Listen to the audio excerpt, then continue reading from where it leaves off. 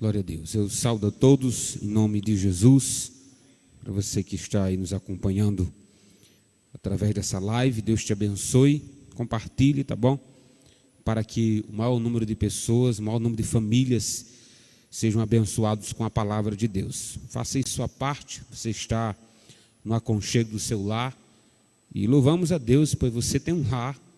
Agradeço o Senhor por isso. Então nos ajude compartilhando esta live. Vamos nos colocar de pé, abrir as nossas Bíblias no livro de João, capítulo 4. Evangelho segundo João, capítulo 4, a partir do versículo 46. História conhecida, muitos estão familiarizados com essa passagem. Eu quero só relembrar alguns princípios, alguns ensinamentos dessa passagem. Evangelho segundo João, capítulo 4, a partir do versículo 46, está escrito: Dirigiu-se de novo a Caná da Galileia, onde da água fizera vinho. Ora, havia um oficial do rei, cujo filho estava doente em Cafarnaum. Tendo ouvido dizer que Jesus viera da Judeia para a Galileia, foi ter com ele e lhe rogou que descesse para curar o seu filho que estava à morte. Então Jesus lhe disse: Se porventura não virdes sinais e prodígios, de modo nenhum crereis. Rogou-lhe o oficial: Senhor, desce, antes que meu filho morra. Vai, disse-lhe Jesus, teu filho vive. O homem creu na palavra de Jesus, partiu. Já ele descia quando os seus servos lhe vieram ao encontro, anunciando-lhe que o seu filho vivia. Então indagou deles a que hora o seu filho se sentira melhor. Informaram: ontem, a hora 7ª, a febre o deixou. Com isto, reconheceu o pai ser aquela precisamente a hora em que Jesus lhe dissera: teu filho vive. E creu, ele e toda a sua casa. Foi este o segundo sinal que fez Jesus depois de vir da Judeia para Galileia. Pai, nós estamos na tua presença, gratos pelo privilégio de poder compartilhar da sua palavra. Pedimos que teu Espírito Santo coordene todo o culto, continue a coordenar, que teu Espírito Santo fale a cada coração, aqueles que estão, ó Deus, nos seus lares, cada família nessa noite, ó Deus, ouça a sua voz, pois sabemos que a maneira de ouvirmos o Senhor falar é quando as Escrituras são abertas e há, ó Deus, a exposição da mesma. Que o teu Espírito Santo nos guie, que o teu nome nessa noite, ó Jesus, seja exaltado e glorificado uma vez mais. É o que nós te pedimos, em nome de Jesus. Amém, Senhor, e amém. O tema que eu quero expor nesta noite, conversar com os irmãos, é descanse na palavra de Jesus. Descanse na palavra de Jesus. Eu acredito que as agitações, eu acredito que o pânico, o medo, se intensificou muito dos últimos meses para cá. A nossa situação já não está boa desde março do ano passado. Houve uma aparente melhora, uma aparente tranquilidade para com o Brasil e o mundo, mas infelizmente tudo retornou, por que não dizer, tudo piorou. E pessoas próximas a mim, da minha família, pessoas talvez próximas a você, dentro da sua casa, adquiriram, diante desses isolamentos, desses distanciamentos, uma série de problemas, uma série de doenças emocionais. Pessoas ficaram depressivas, pessoas ficaram com síndrome do pânico, e eu estou falando de pessoas próximas a mim, muito próximas, que conheço, que convivo, principalmente meus familiares. Eu acredito que você conhece alguém que, infelizmente, diante de tudo que estamos passando, o medo tomou de conta. Aqueles que enfrentavam a ansiedade, eu estou falando da ansiedade clínica, aquela que é diagnosticada, muitos quadros vieram a piorar em todos os sentidos. A ansiedade aumentou, o pânico aumentou, a depressão aumentou. a sensação de insegurança já era pouca, né? A gente já não nos sentíamos seguros. E diante de tudo isso é que a situação piorou mais ainda. Com base nesse nosso contexto, eu quero falar justamente sobre esse tema. Descanse na palavra de Jesus. Algumas verdades são ditas nesse texto que nos ajudam a descansar na palavra de Jesus. A primeira verdade é que o dia mau atinge a todos e ensina a alguns. É bem verdade que o versículo 47 e 48 nos diz isso. Ele diz o seguinte, finalzinho do 46, havia um oficial do rei, cujo filho estava doente em Cafarnaum. O que era um oficial do rei? Para quem não sabe, era um dos cargos de maior hierarquia nos tempos bíblicos. Ainda existem oficiais. Quando o rei não podia chegar a determinado lugar, ele mandava um oficial. Lembrando que quando um oficial era morto, dava-se início a uma guerra. Porque o que fizer com o oficial está fazendo com o representante do rei. Então não era um cargo simples, tá bom? Não era um funcionário público de quarto e quinto escalão. Era de segunda. Ele via o rei constantemente, ele estava ao lado do rei. Todo oficial nos tempos bíblicos era rico, sem exceção. Mas independente dessa posição financeira, independente da aproximação do rei dos tempos bíblicos, como a narrativa nos diz, ele não foi isento, isso não o blindou de que o filho adoecesse e quase morresse. Isso já está na cara, né? O mundo já viu isso. Independente das suas condições financeiras, os ricos já morreram, pobres morreram também. Muitos estão sendo acometidos por essa enfermidade, muitos estão enfrentando essa enfermidade nesse exato momento. Talvez você está em casa agora isolado por causa do Covid. Nessa narrativa bíblica, nós não sabemos qual era a doença do filho desse oficial. O que sabemos é que a sua posição não o protegeu. A sua posição, a sua aproximação ao rei dessa terra não o protegeu. Pelo contrário, o filho adoeceu e estava próximo à morte, como o próprio texto vai nos dizer.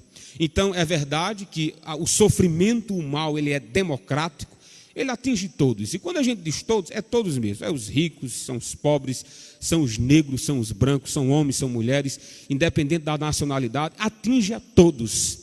Mas a verdade dita nesses versículos aqui não é apenas que o mal atinge a todos.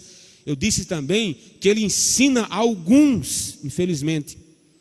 Muitos, em vez de se humilharem diante da presença de Deus com o sofrimento, com o dia mau, tendem a ficar pior, tendem a ficar soberbos, tendem a ficar iracundos, tendem a ficar isolado de tudo e de todos, e não quer uma palavra de consolo, e não quer uma palavra de encorajamento. Muito pelo contrário, quanto mais longe de mim, melhor.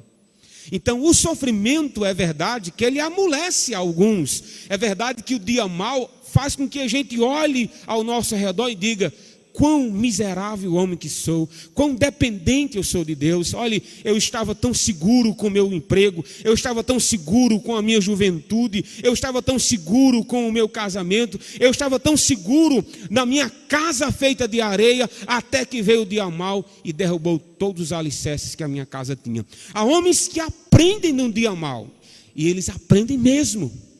Há outros que não. Deus manda os vendavais para a minha vida e para a sua, para nos tornar pessoas humildes e quebrantadas, e talvez você esteja pior.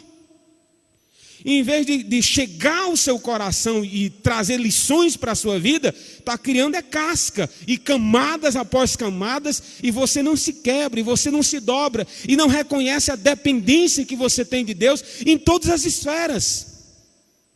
Esse oficial não.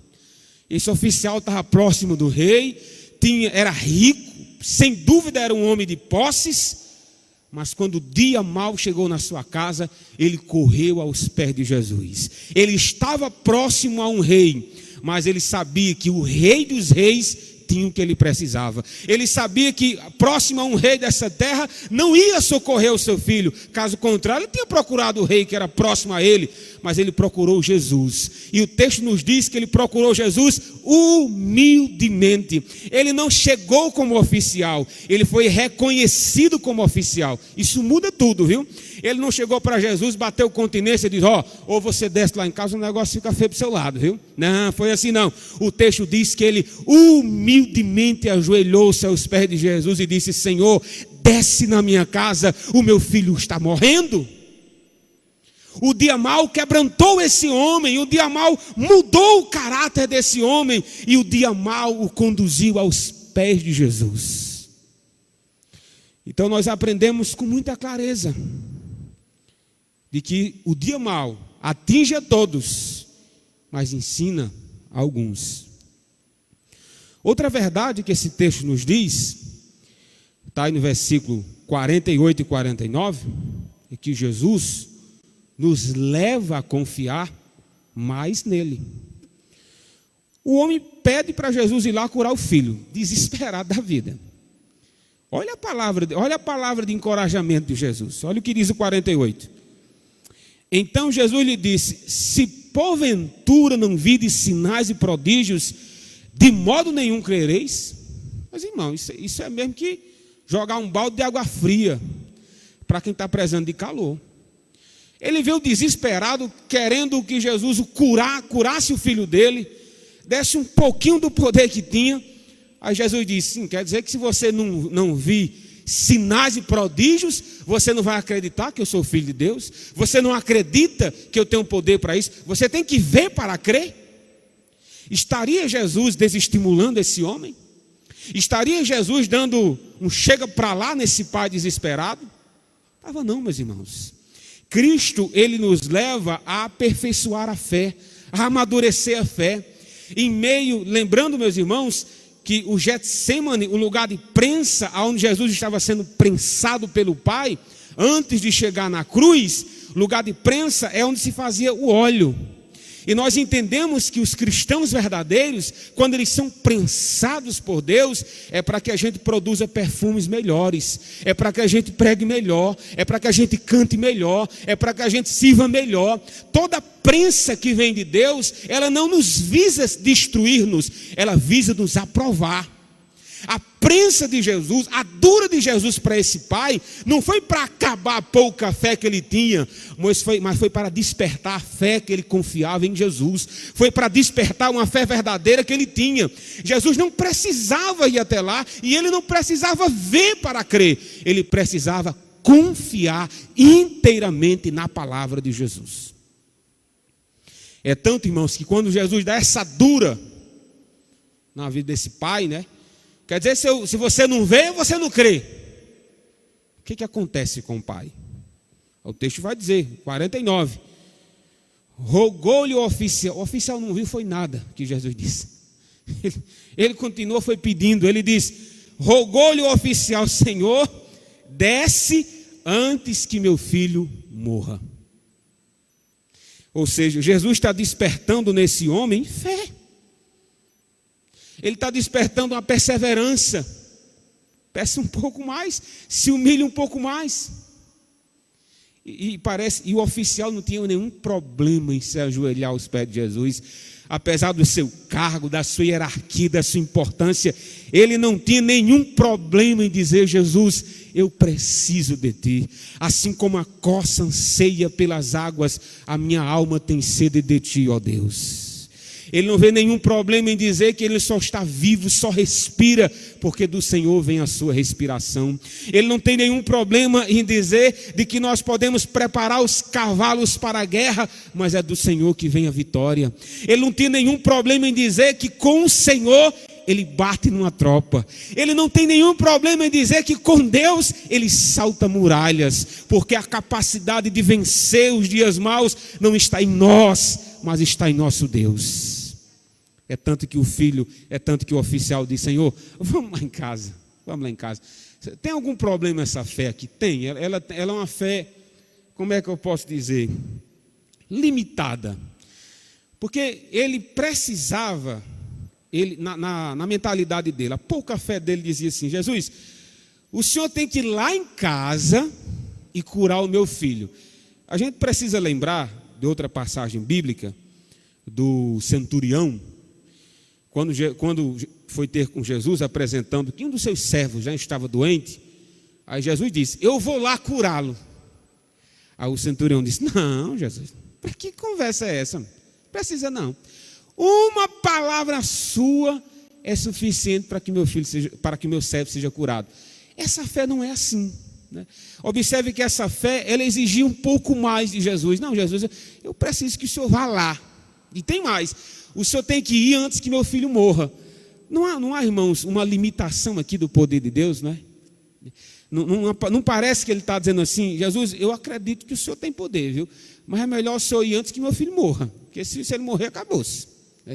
Mal sabia esse homem que Jesus tem poder até sobre a morte. Nem a morte tem a última palavra quando Jesus tem plano de ressuscitar, quando ele tem planos de mostrar a sua glória. Lázaro, a viúva de Naim, o filho da viúva de Naim, que o diga, e outros, né, que diga isso. Então, nessa passagem, nesses versículos que vemos aqui, Jesus é levando esse oficial a confiar mais em Deus, a depender mais de Deus.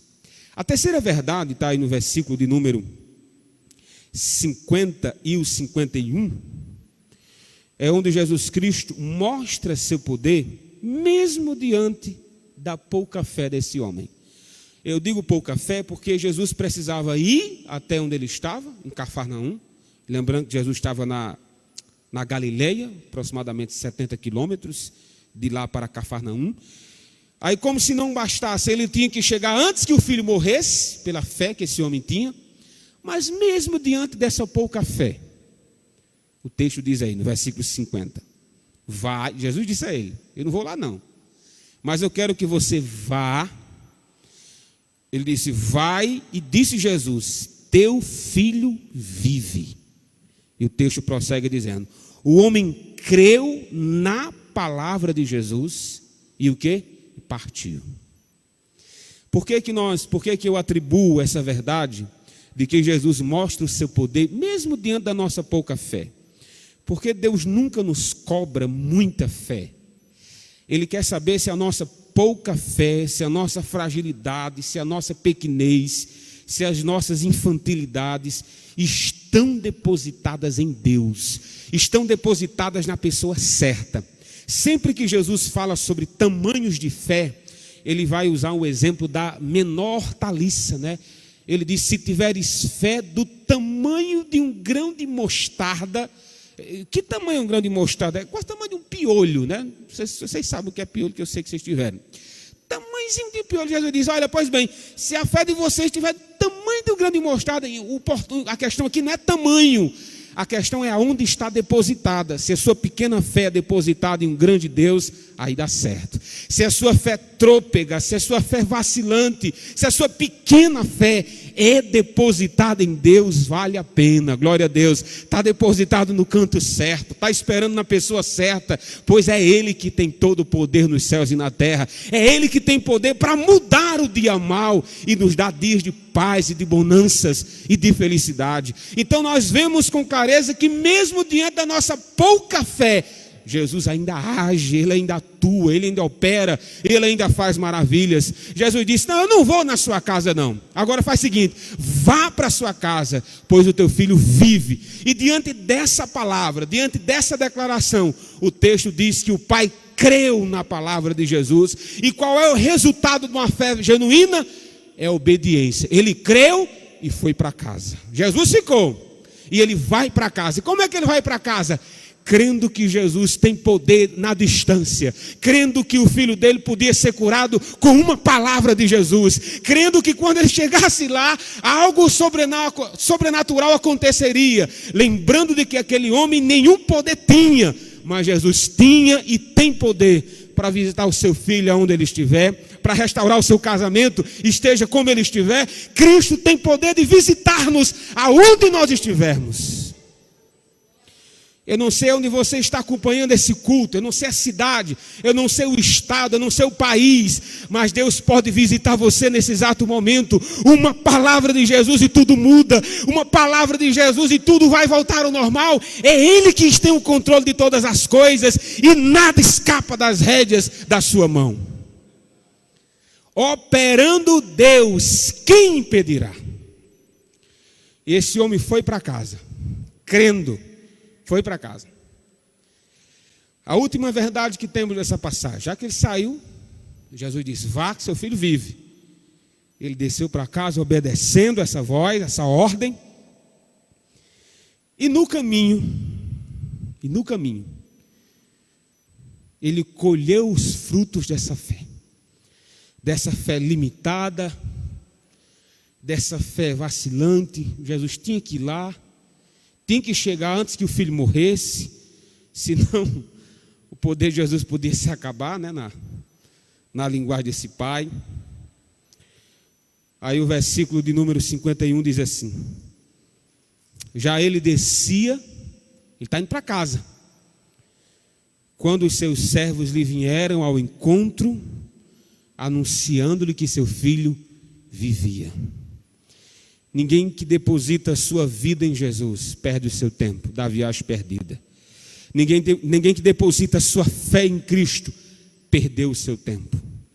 Ninguém que foi aos pés de Jesus em lágrimas se levantou ainda com lágrimas nos olhos.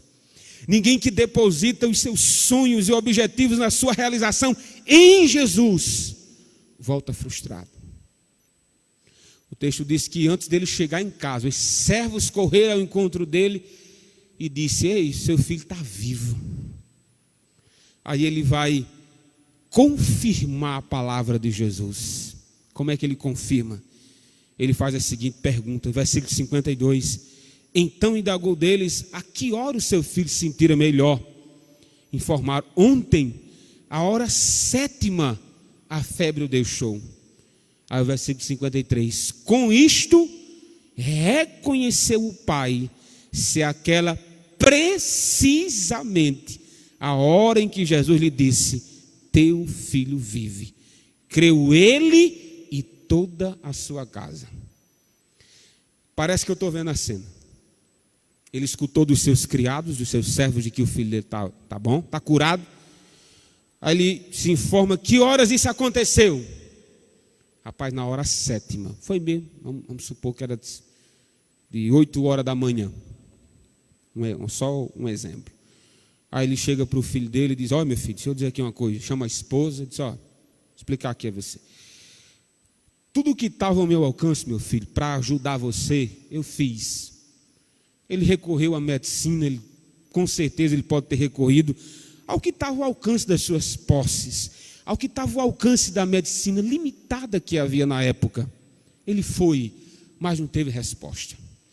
Mas quando ele foi atrás de um homem, um galileu, um tal aí de Jesus de Nazaré, ele foi até esse homem, e quando eu conversei com esse homem, minha família, eu pedi para que ele viesse aqui, porque a fama dele já corria, de que ele tinha poder para curar as pessoas quando ele tocasse. Mas esse homem cobrou de mim algo mais. Ele disse: eu não vou descer sua casa, mas se você for, o seu filho vive. E meu filho, minha esposa, quando eu vi aquele homem falar comigo, eu tive tanta convicção que eu não forcei a vir até a minha casa e vim para cá crendo de que, meu filho, você estava bem, de que, meu filho, você foi curado. Agora deixa eu esclarecer uma coisa para você, meu filho, e para minha esposa. Quem fez isso foi Jesus de Nazaré. Quem fez isso foi o Filho de Deus. Toda a família creu que Jesus Cristo tem poder sobre a enfermidade, de que era o Filho de Deus encarnado sobre a terra, e era uma evidência de que Deus pisara entre os homens. Então todo milagre que experimentamos, toda maravilha que vemos em nosso meio, é para reconhecer que Jesus é o Filho de Deus, é para reconhecer que Ele tem poder sobre a enfermidade, que Ele tem poder sobre a morte, e acima de tudo isso, Ele tem poder para perdoar pecados, Ele tem poder de tornar você filho de Deus, Ele tem poder de tornar você em um primogênito de Deus. Experimentar as primícias de Deus, experimentar a ressurreição dos mortos, experimentar o perdão de pecados, a justificação pela fé. Talvez você não experimente a cura que você tanto anseia e busca. Talvez você não consiga andar, você que perdeu a capacidade de andar. Talvez sua voz nunca volte a sair da sua garganta. Mas se você crê que Jesus é o Filho de Deus, há perdão para os seus pecados, há vida eterna para você. E a maior realização de um pecador que somos é ser chamado filhos de Deus. Esse homem creu. Não faz sentido dizer que esse homem creu no milagre, porque a passagem vai dizer que ele creu antes de sair, antes de chegar em casa, quando ele ouviu da voz de Jesus, lá na Galileia. Isso quer nos dizer que ele não creu só que Jesus tem poder sobre a doença, mas que Jesus é Senhor e Salvador da sua vida. Você, amigo ouvinte da palavra de Deus, você entende que a fé verdadeira, ela nos leva a obedecer? Talvez você está aí esbanjando fé, está cuspindo fé, suando fé. A obedecer que é bom nada, né? Talvez você diz, não, eu sou um desigrejado, mas eu tenho fé em Deus. O que adianta essa fé toda que você diz que tem, se quando as Escrituras diz, congregue-se, você não se congrega? O que adianta você dizer que tem essa fé toda em Deus? As Escrituras diz perdoe e você não perdoa. O que adianta você dizer que tem essa fé toda em Deus e as Escrituras diz seja santo e você não quer ser santo? Não se engane. A fé verdadeira, a fé genuína nos leva a obedecer. Por isso que esse homem saiu de perto de Jesus com a mesma fé que tinha, mas evidenciando a fé. Como? Obedecendo. Que sua fé, meu querido, torne uma pessoa mais santa, mais temente, mais servo, mais humilde. E mesmo que as coisas que você busca não encontre, mesmo que as coisas secundárias você busca não encontre, mas se você encontrou o Filho de Deus como seu Salvador, você encontrou a rosa de Saron. Você encontrou a rosa mais preciosa, o lírio dos vales. Você encontrou aquilo que nós tanto buscamos na vida, que é a reconciliação com o nosso Deus. Que Deus te abençoe, meu amigo. Você tome a decisão de voltar para Cristo e se torne um filho de Deus. Agradeço aqui a oportunidade, em nome de Jesus.